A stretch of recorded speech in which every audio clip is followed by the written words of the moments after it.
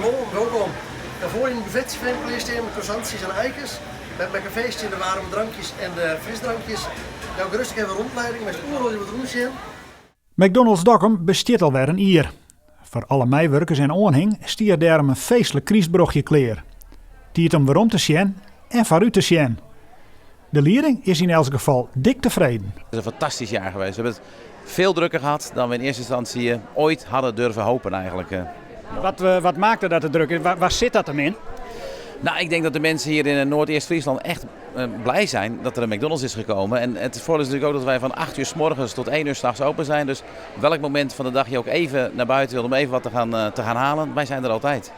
De vestiging Dokkum had meer dan 100 meewerkers van tussen de 15 en 68 jaar oud. Een aantal daarvan werken alweer een jaar op de Dokkumer vestiging. En het bevalt de meesten zo goed dat het haast als familie vielt.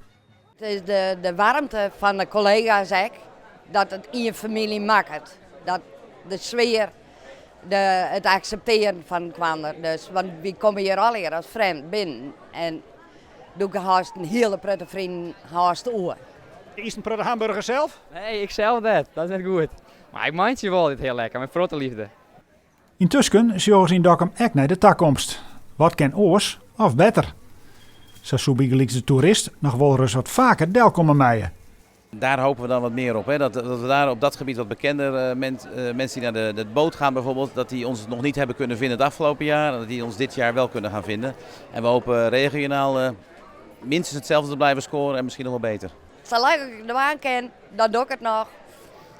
En zult ik dat bijzonders te wijzen dat ze me nog horen willen, dan blijf ik nog.